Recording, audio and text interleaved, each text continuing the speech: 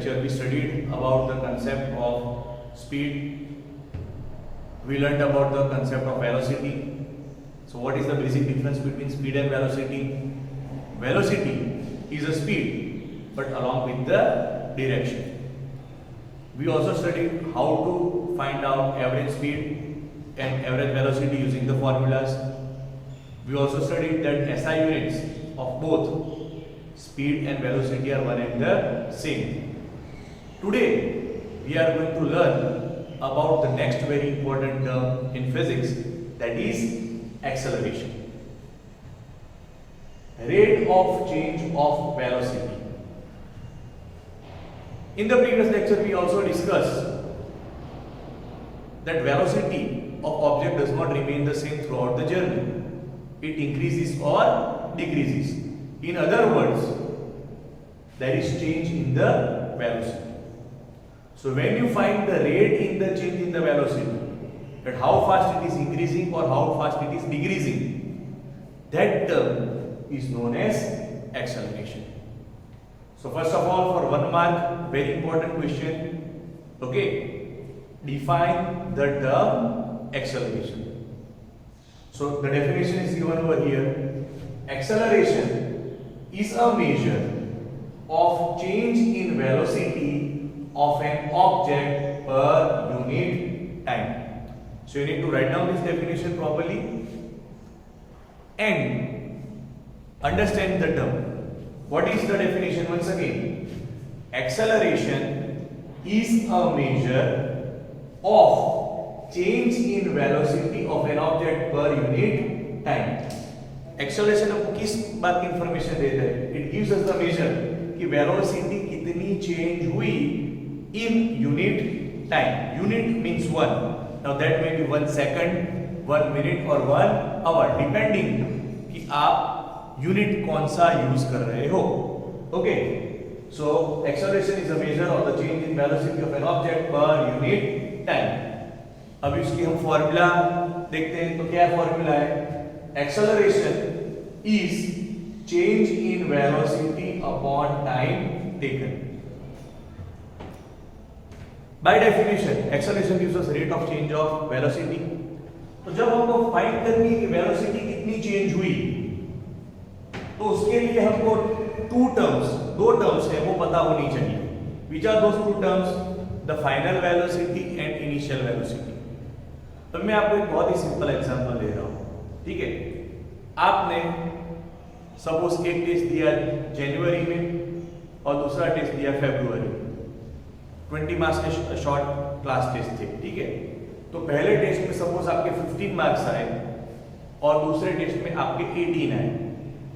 तो जो initial test, जो पहले वाला टेस्ट था, उसमें आपके 15 मार्क्स हैं और जो लास्ट में हुआ फाइनल टेस्ट उसमें 18 हुआ. तो आपके मार्क्स कितने चेंज हुए? तो आपका आंसर क्या होगा? 18 माइनस 15, यानी योर मार्क्स चेंज्ड बाय 3. जो पहले 15 था वो इंक्रीज होके हुआ 18. ऐसा जरूरी नहीं कि हर बार वो प्लस में आए. ठीक है, शुरुआत में 18 आया और बाद में 10 आया, तो change in marks will be minus 8. In short यहां पे मुझे फाइंड क्या करना है? Change in velocity. तो मुझे पता होना चाहिए what is change in velocity. तो change in velocity just like change in marks, change in velocity is final velocity minus initial velocity. बहुत सारे लोग वेट लॉस के लिए ट्राई कर रहे हैं. ओके, तो कितना वेट लॉस हुआ कैसे फाइंड करेंगे? तो आपने जब कोई एक्सरसाइज चालू की उससे पहले का आपका वेट आपको मेजर करोगे, और जब आपने डाइट प्लान फॉलो किया या एक्सरसाइज करना चालू किया उसके बाद आपका जो वेट हुआ वो आप मेजर करोगे, और उसका जब आप डिफरेंस लोगे, उसको जब आप माइनस करोगे तो आपको मिलेगा चेंज ऑफ वेट. यहां पे हमको क्या फाइंड करना है? Change in velocity, change of velocity. ठीक है, तो हमको दो चीज चाहिए, final velocity and initial velocity. So when you subtract initial velocity from final velocity, that is final velocity minus initial velocity, you get change in velocity. तो जहां पे मुझे चेंज इन वेलोसिटी लाना है, तब वहां पे मैं क्या करूंगा? Final velocity minus initial velocity. अब याद करो, मैंने अगले लेक्चर में आपको बताया था final velocity is always represented as v and initial velocity is always represented as u। तो चेंज इन वेलोसिटी को मैं सब्स्टिट्यूट कर सकता हूं बाय v माइनस u। तो जो v माइनस u है वो किसको रिप्रेजेंट करता है? v minus u represents the change in velocity. So now I will derive the formula for acceleration. So therefore acceleration क्या है? Change in velocity upon time taken. Acceleration represented as a is equal to change in velocity. Change in velocity is v minus u. तो यहाँ पे लिखा मैंने v minus u upon time taken. Time taken is represented as t. तो हमारे पास एक बहुत ही important formula derive होके रेडी है, that is for acceleration. Acceleration a is equal to v minus u upon t. This particular formula gives us relationship between four quantities. What are those four quantities? Acceleration, final velocity, initial velocity and time taken. इसी numerical में अगर आपके पास final velocity है, initial velocity और time है तो आप find कर सकते हो एक्सेलरेशन। अगर आपके पास एक्सेलरेशन है, फाइनल वेलोसिटी है, इनिशियल वेलोसिटी है, then using the same thing you can find the time t। वहां पे हम क्या करेंगे? तो t को सब्जेक्ट ऑफ फार्मूला बना देंगे। तो t इज इक्वल टू आएगा v minus u upon a। So this formula is very very important. Again why? Because it gives relationship between four quantities. तो इन चार क्वांटिटीज में अगर तीन दी हुई है तो चौथी को आप फाइंड कर सकते हो using the same formula, and that important formula is a is equal to v minus u upon t, where what is a? a पता है a किसको रिप्रेजेंट करता है? a represents acceleration, v किसको रिप्रेजेंट करता है? v represents final velocity, u represents initial velocity, and as we all know t will represent time. Now ये जो एक्सेलरेशन है ये टू टाइप्स के होते हैं। The value of acceleration may be positive और value of acceleration may be negative. Again I will try to explain it to you giving an example. आप express highway पे गाड़ी चला रहे हो, ठीक है, रोड बहुत ही क्लियर है। So when you press your leg on accelerator तो आपकी स्पीड इंक्रीज होती है। तो जब आपकी स्पीड इंक्रीज होती है विद रिस्पेक्ट टू टाइम तो एक्सेलरेशन हुआ पॉजिटिव। अगेन समझो, आप एक स्ट्रेट रोड पे जा रहे हो, कोई ट्रैफिक नहीं है, आप आपके अपने व्हीकल पे जो एक्सेलरेटर है वो प्रेस करोगे तो आपकी स्पीड इंक्रीज होगी विद रिस्पेक्ट टू टाइम। जैसे जैसे टाइम जाएगा वैसे वैसे आपकी स्पीड इंक्रीज होगी। तो उस वक्त अगर आप एक्सेलरेशन की वैल्यू फाइंड आउट करोगे तो the value of acceleration will B positive. Now think something contrary about it. कि आप रोड पे जा रहे हो and suddenly you spot some obstacle, या टोल प्लाजा की विंडो आ गई तो आपको स्लो डाउन करना पड़ेगा। तो आप क्या करोगे? You will slowly apply the brake. Suddenly brake लगा के आप स्टॉप नहीं होते हो, you start applying brake slowly। तो उससे क्या होता है? ग्रेजुअली आपकी जो कार है उसकी स्पीड डिक्रीज होगी। तो वहां पे क्या हुआ कि your speed is decreasing with respect to time. तो उस वक्त अगर आप एक्सेलरेशन मेजर करोगे तो उसकी वैल्यू आएगी negative. Remember dear friends, negative acceleration is also termed as retardation. ये जो नेगेटिव एक्सेलरेशन है, जहां के आपकी जो स्पीड है वो डिक्रीज होती है विद रिस्पेक्ट टू टाइम, उसके लिए एक और वर्ड है जिसको बोलते हैं रिटार्डेशन। तो जब किसी भी व्हीकल की ब्रेक्स अप्लाई करते हो तो स्पीड नेचुरली क्या होती है? डिक्रीज होती है। तो वहां पे आपको एक्सेलरेशन नहीं मिलेगा, आपको मिलेगा रिटार्डेशन। और अगर आप उसको एक्सेलरेशन बोलते हो तो that acceleration will be negative. So again coming back to my point, accelerations are of two types, positive acceleration and negative acceleration. With respect to time अगर आपकी स्पीड बढ़ती जा रही है तो you can say that acceleration is positive or the value of acceleration is positive. But if the speed of the object goes on decreasing with respect to time, जैसे जैसे time जाता है वैसे वैसे स्पीड डिक्रीज होती है। आपने break लगाई तो 80 से स्पीड 60, 50, 40 ऐसा कर करके अल्टीमेटली ऐसा टाइम आएगा कि आपकी स्पीड हो जाएगी 0। तो वहां पे एक्सेलरेशन हुआ नेगेटिव, उसको बोलते हैं रिटार्डेशन। फ्रिक्शनल फोर्स, हमको पता है कि we are able to walk on the road due to frictional force. मैंने एक मार्बल ली और सरफेस पे मैंने उसको रोल करना चालू किया, ठीक है। अगर उस पर कोई और एक्सटर्नल फोर्स नहीं लगाएंगे तो क्या होगा, मार्बल रोल करते करते थोड़े डिस्टेंस पे जाएगी, जैसे जैसे वो आगे बढ़ेगी उसकी स्पीड है वो कम होती जाएगी, कम होते होते एक पॉइंट ऐसा आएगा कि मार्बल विल स्टॉप। तो क्यों ऐसा हुआ, ऐसा इसलिए हुआ कि जो सरफेस था जिसपे मैंने मार्बल को रोल की, that applied negative acceleration on the marble और it applied retardation on the marble due to the frictional force. उस वजह से उसकी speed gradually with respect to time कम होते होते होते एक टाइम ऐसा आया कि उसकी स्पीड हो गई 0। So I hope you understood the concept. The value of acceleration may be positive, the value of acceleration may be negative. If the speed goes on increasing with respect to time then we consider acceleration to be positive, and if the velocity or speed goes on decreasing with respect to time then we say that acceleration is negative. Now one more important thing to remember, जैसा कि हमने previous lectures में पढ़ा कि speed और velocity दोनों की SI unit same है, that is meter per second. Similarly we also have SI unit for acceleration, and you need to remember that SI unit of acceleration is meter per second square.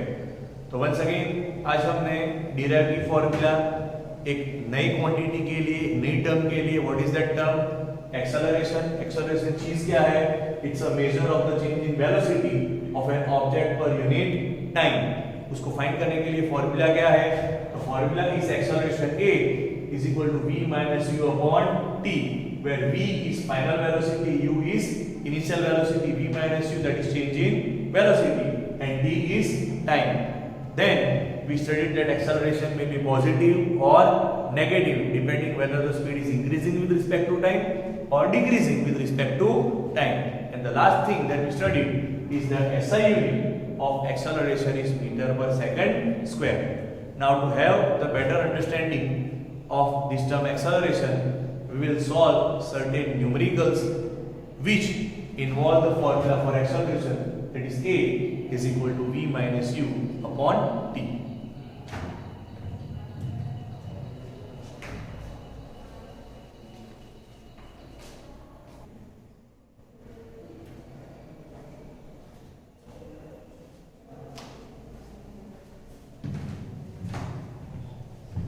Okay dear students, so as I said, for better understanding of acceleration we will solve one more example, that is example 8.4 given in your textbook.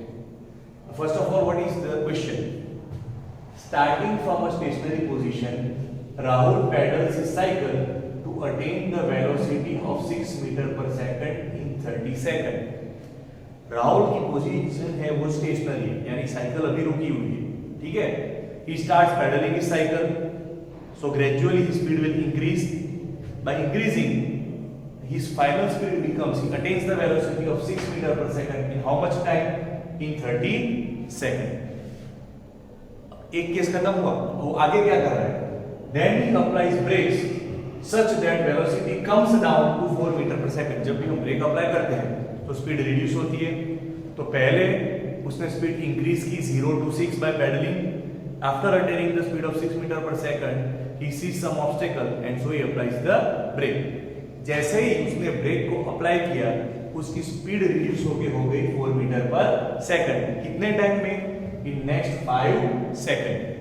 So using this data, using this information given in your question, we need to calculate acceleration of cycle in both cases. Both cases यानी case number 1 जब वो stationery से हुआ 6 metre per second, और case number 2 जब उसने break लगाई तो उसकी स्पीड हुई 6 metre per second to 4 metre per second. दोनों केसेस में स्पीड चेंज हो रही है। तो जब स्पीड चेंज हो रही है, जब वेलोसिटी चेंज हो रही है, उसका मतलब there is some kind of acceleration. So we need to find acceleration in both the cases using the formula that we learn previously, that is A is equal to v minus u upon t. तो चलो हम समझते हैं पहले case number 1। आप जैसे दे सकते हो कि साइकिल स्टेशनरी पोजीशन से स्टार्ट होती है, यानी उसकी इनिशियल पोजीशन है, जो इनिशियल स्पीड है, स्टेशनरी ऑब्जेक्ट यानी the object that is not moving, is called a stationary object. ठीक है, तो द साइकिल जो थी वो स्टेशनरी पोजीशन से चेंज होके उसकी वेलोसिटी होती है 6 मीटर पर सेकंड। तो उसकी इनिशियल वेलोसिटी जिसको हम u से रिप्रेजेंट करते हैं that will be 0 metre per second. Case 1 कौन सा है? जब स्पीड होती है 0 मीटर पर सेकंड से 6 मीटर पर सेकंड। तो इस केस में initial velocity u is 0 metre per second. So not only in this sum, आप कोई भी सम सॉल्व कर रहे हो जिसमें अगर कोई ऑब्जेक्ट स्टेशनरी है तो उसका मतलब उसकी इनिशियल वेलोसिटी यानी कि u की वैल्यू होगी 0।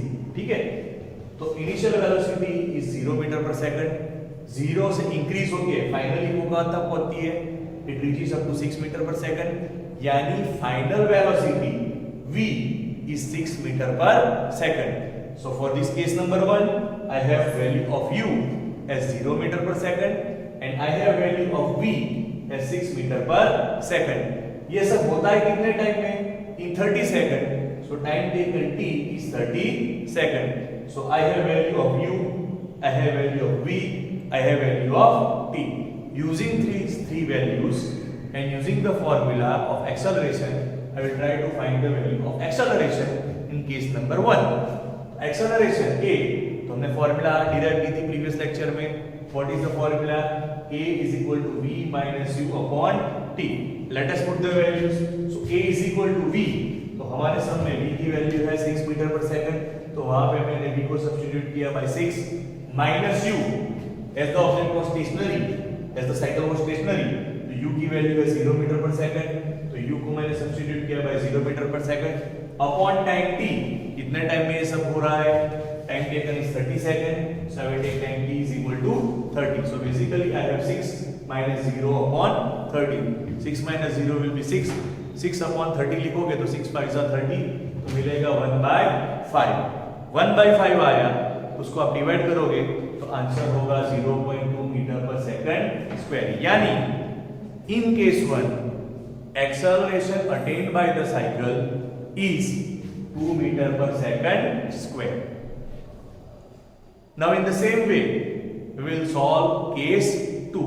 इसी तरह से हम सॉल्व करेंगे केस 2। जबकि राहुल ब्रेक अप्लाई करता है and when he applies the brake, जो उसकी स्पीड 6 मीटर पर सेकंड हो गई थी वो रिड्यूस होके हो जाती है 4 metre per second. So in short case 2 is for that journey in which the speed changes from 6 meter per second to 4 meter per second. Again, initial velocity, that is u. Initial velocity कौन सी थी? 6 meter per second. So u will be 6 meter per second. And जब break apply की तो उसकी speed क्या reach होती है? 4 metre per second, तो फाइनल वेलोसिटी भी इज 4 मीटर पर सेकंड। ये सब होता है कितने टाइम में? यहाँ पे दिया है when he applies brakes such that velocity comes down to 4 from 6, okay, in next 5 second. तो इस केस 2 के लिए हमारा टाइम t जो है उसकी वैल्यू होगी 5 सेकंड। तो यहाँ पे मैंने टाइम लिखा, time t is equal to 5 second. So now acceleration A is equal to v minus u upon t, हमको फॉर्मूला पता है, we'll substitute the values। तो यहाँ पे देखो v की वैल्यू है 4, तो लिखा 4 minus, that is minus u की वैल्यू है 6, तो यहाँ पे सब्स्टिट्यूट किया 6 अपॉन टाइम t की वैल्यू है 5, तो यहाँ पे मैंने सब्स्टिट्यूट किया 5। नाउ जब हम 4 में से 6 को सब्ट्रैक्ट करते हैं तो आता है -2। So here I have -2 upon 5, और उसका आप सिंपलीफिकेशन करोगे, डिवाइड करोगे तो वैल्यू आएगी a is equal to -0.4 metre per second square. In other words जो सेकंड केस था उसमें एक्सेलरेशन आया -0.4 metre per second square. Dear students, इस न्यूमेरिकल से जो हमने थियरी पढ़ी थी वो प्रूव हो जाती है। हमने क्या थियरी पढ़ी थी? एक्सेलरेशन में भी पॉजिटिव, एक्सेलरेशन में भी नेगेटिव। तो आप यहाँ पे गौर से देखोगे तो फर्स्ट केस में जो एक्सेलरेशन है उसकी वैल्यू पॉजिटिव है, it's plus 0.2 metre per second square. जबकि सेकंड केस में स्पीड डिक्रीज होती है, इसलिए एक्सेलरेशन नेगेटिव हुआ -0.4 metre per second square. So in case 1 it's positive, in case 2 it's negative. ये हुआ क्यों? ये इसलिए हुआ क्योंकि केस 1 में आपकी जो वेलोसिटी थी वो टाइम के हिसाब से इंक्रीज हो रही थी, 0 से जाके वो 6 तक हो रही थी, इंक्रीज हो रही थी। इसलिए उस केस में हमारा एक्सेलरेशन आया पॉजिटिव। लेकिन जब हम केस 2 की बात करें तो स्पीड 6 से 4 हुई। 6 से 4 हुई मतलब जैसे जैसे टाइम बढ़ता चला गया वैसे वैसे जो वेलोसिटी है वो रिड्यूस होती गई, और वो रिड्यूस होती गई तो उस हिसाब से एक्सेलरेशन आता है नेगेटिव। सो और point is proven that acceleration may be positive और negative. Okay, in the next lectures we'll learn some more sums to get better understanding of acceleration.